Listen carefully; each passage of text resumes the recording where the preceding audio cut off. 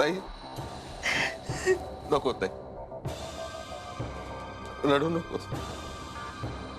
मी सांगतो ना तुला, सगळं काही ठीक होईल. तूच अशी खचलीस तर आनंदरावांना कोण धीर देणार आहे ग? नको रडू, रडू नको. मामा, अरे सख्या मुलीप्रमाणे प्रेम करायचे माझे बाबा त्या कार्तिकीवर. स्वप्नात देखील वाटलं नसेल ना त्यांना की ती त्यांच्या बरोबर हे असं वागेल. काय करणार बाबा, आपल्या हातात काय आहे का? ईश्वराची मर्जी, त्याच्या पुढे आपलं काय चालणार आहे का? असं म्हणून कसं चालेल मामा? ती माझी बाबांची जी अवस्था झाली ना, त्याला फक्त कार्तिकी जबाबदार. ही कार्तिकी अशी वागली ना, त्यामुळे बाबांना एवढा मोठा धक्का बसलाय. ही कार्तिकी अशी वागली नसती ना दादा, तर बाबांची काही होणार नाहीये बाबांना. ते लवकरात लवकर बरे होतील. नाही, बरे तर होणारच आहेत माझे बाबा, बरे होणारच आहेत. पण कार्तिकने जी जखम दिली आहे ना, ती जखम आहे ना, ती त्यांना आयुष्यभर चालणार रे.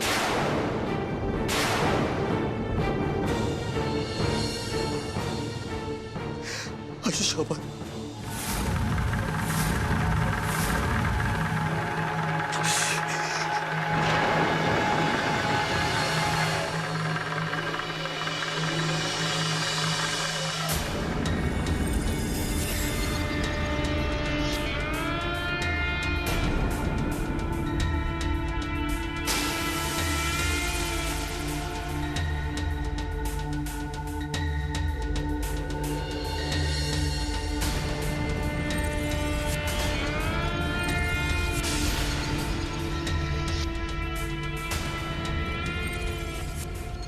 हाच तर दादाचा वीक पॉइंट आहे. आता बघच दादा, याचा वापर करून तुला कसा धक्क्याला लावतो ते.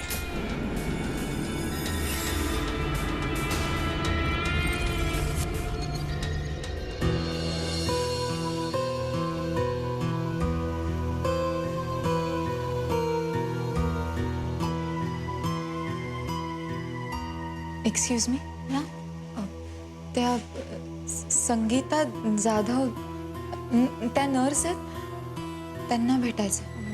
त्या इकडे नाही आहेत. काही दिवसांपूर्वी त्यांनी जॉब सोडला.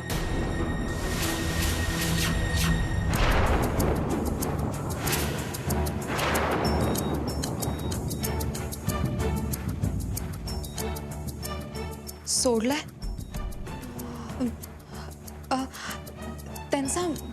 त्यांचा नंबर किंवा पत्ता काही मिळेल का? माझं खूप महत्वाचं काम आहे त्यांच्याकडे. नंबर तर नाही, पण पत्ता मात्र नक्की मिळेल. चालेल.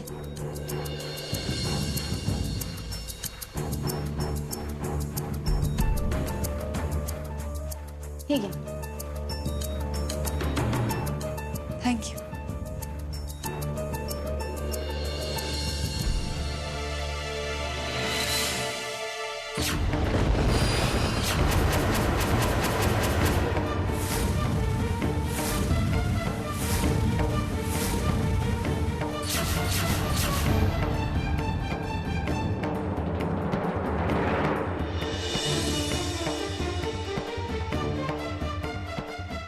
काय पाहिजे आता? जे करायचं ते करून झालंय ना?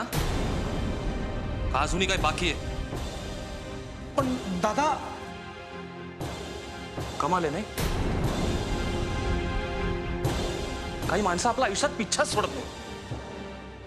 इच्छा असो नसो सारखे समोर येतात. त्यांच्यासाठी प्रेम, भावना याला काही अर्थ नसतो रे. पैसा हेच सर्वस्व आहे त्यांच्यासाठी. आता हेच बघ ना, एवढं सगळं वाईट घडलंय आपल्या आयुष्यात, तरी समाधान नाही झालेलं. पूर्ण उद्ध्वस्त करायचंय हे ठरवलेलंच आहे. बाबा ऍडमिट आहेत ना हॉस्पिटलमध्ये. ते कधी मरतायत हे बघायला आले असतील.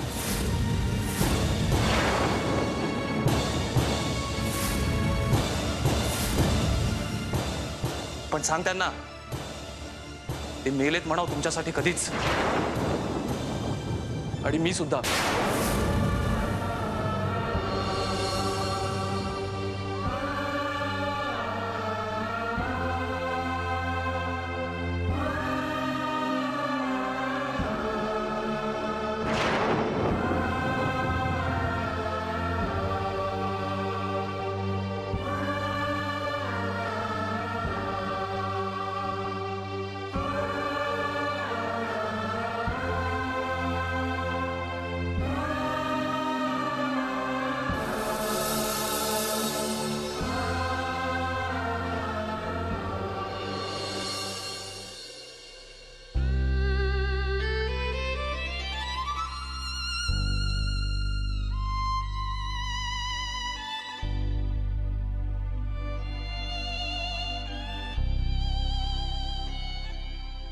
अगं किती त्रास करून घेशील. सावर स्वतःला. रागाच्या भरात बोलले ते. त्यांच्या बोलण्याचा त्रास नाही झाला मला. त्यांना जो मनस्ताप झालाय त्याचा जास्त त्रास होता. अगं पण अशा परिस्थितीत आपण काय करणार? त्याच गोष्टीचा तर त्रास आहे. त्यांची ही अशी अवस्था आणि मी काही करू शकत नाही. आणि कुठेतरी त्यांच्या या अवस्थेला मीच जबाबदार. हे बघ, असं बोलू नकोस. धीर धर. पद्मनाभ माझा इतका रागराग करतील असं कधीच वाटलं नाही. पण स्वाभाविक आहे.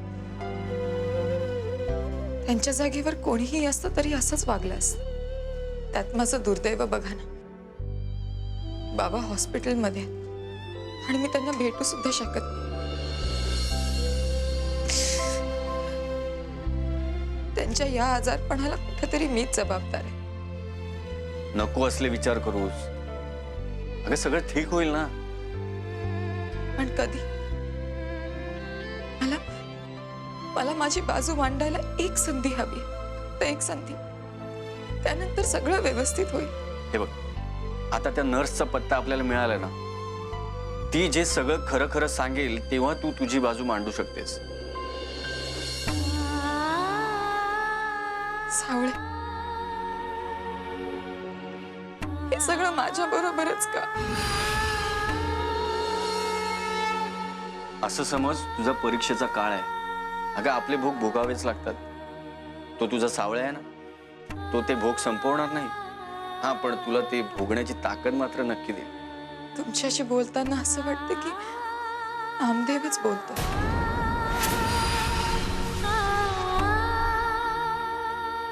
तो सुद्धा अगदी असाच समजवायचा मला.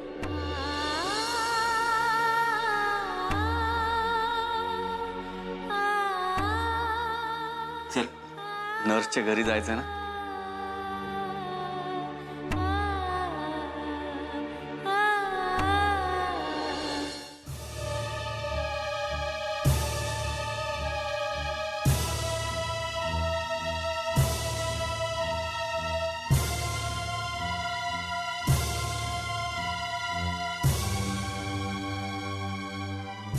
दादा, मी जरा औषधं ठेवून आलो.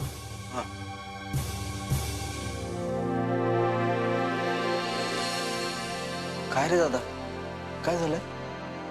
काय नाही रे, असंच. असंच?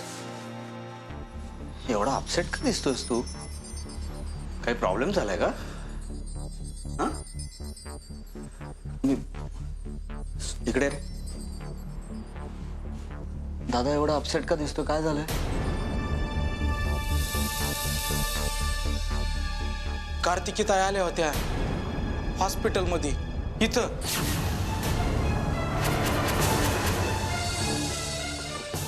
कुठे? इथे हॉस्पिटलमध्ये कार्तिकी आली होती का? माहित नाही, पण त्या आम्हाला भेटल्या होत्या इथं. त्या काही बोलल्या नाहीत आणि आम्ही काही विचारलं नाही. पण कार्तिकीताईंना बघून दादा लय भडकले होते. दादा भडकला होता? काय काय बोलला? काय? खूप बोलले, पण त्या काहीच बोलल्या नाहीत.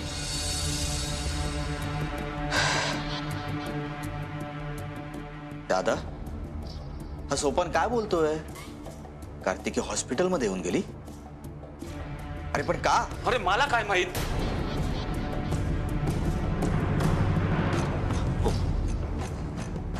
दादा हॉस्पिटल आहे, जरा हळू.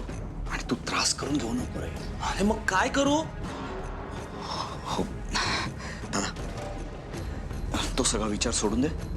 तुला तुला खूप मनस्ताप होईल. त्यापेक्षा तू एक काम कर, तू सरळ घरी जा. आम्ही इथे थांबतो. घरी जा. सोबत दादाला घेऊन घरी जा. चल. Neel, I am okay.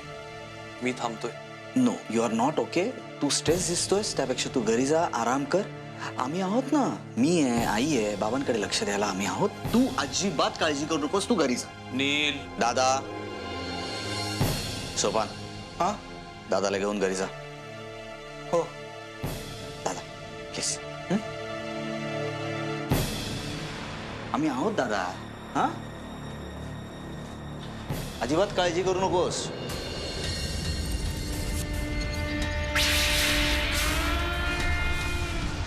Shit. Kartiki hospital मध्ये येऊन गेली आणि नील, तू काय झोपला होतास का रे? मग दिसली कशी रे? मला दिसली असती तर नंतर ती कोणालाच दिसली नसती ना. हार्ड लक. हार्ड लक आहे. पण ती हॉस्पिटलमध्ये का आली होती याचा शोध घ्यायला हवा. मामाला कामाला लावतो. मामा, शोधून काढ ही कार्तिकी आहे कुठे. हातात मिळालीच पाहिजे ती.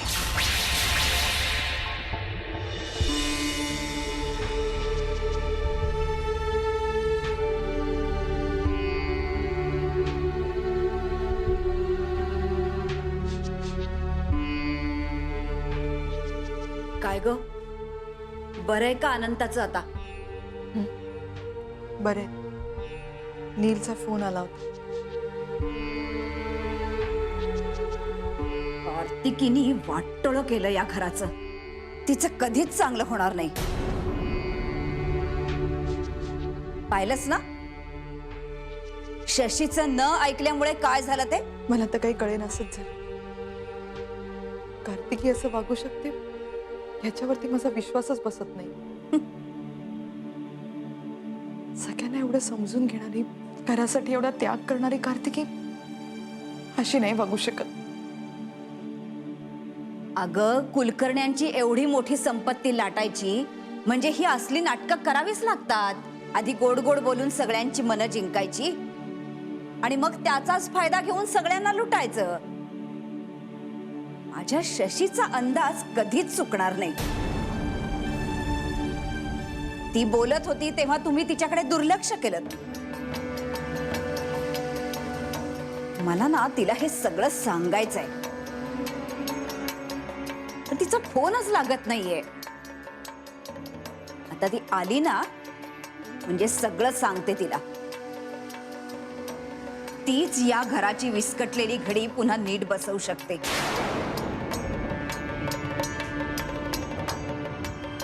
या कार्तिकीचं नाव देखील या घरात घेता कामा नये.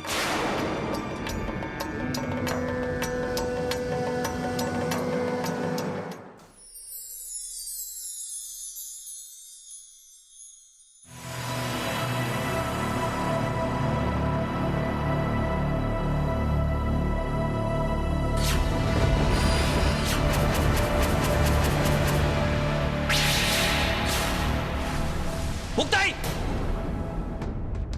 काय चाललंय तुझं? ठेव ते खाली. खाली ठेव.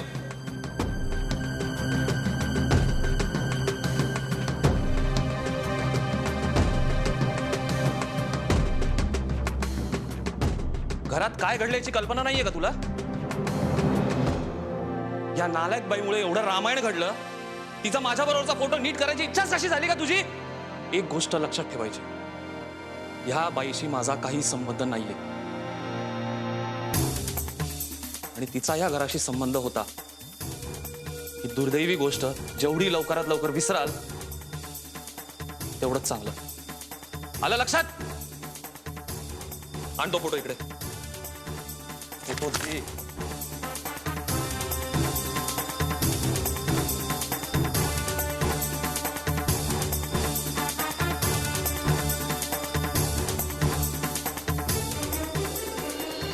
पत्ता तर हाच आहे, पण 13 नंबर, 14 नंबर, संगीता जाधव, संगीता, हे बघ बघ, दार ठोक, दार ठोक.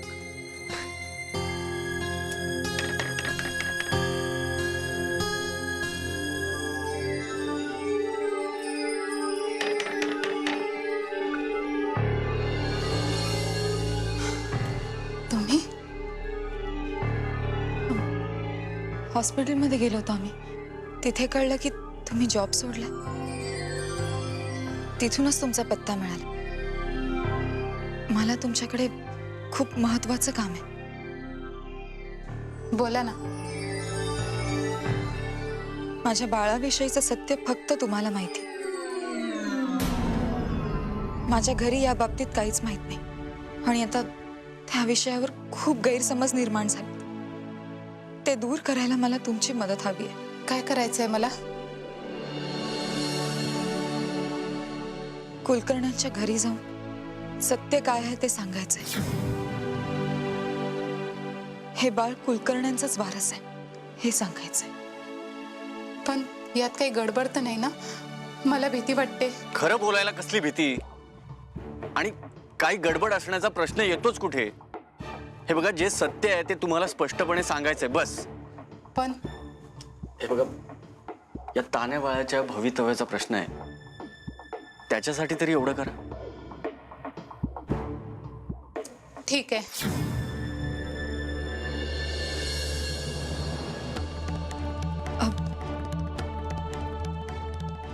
तुम्ही आता मी जिथे राहते तिथे चला. रात्री आपण तिथेच राहू आणि सकाळी कुलकर्ण्यांकडे जाऊ. ठीक आहे.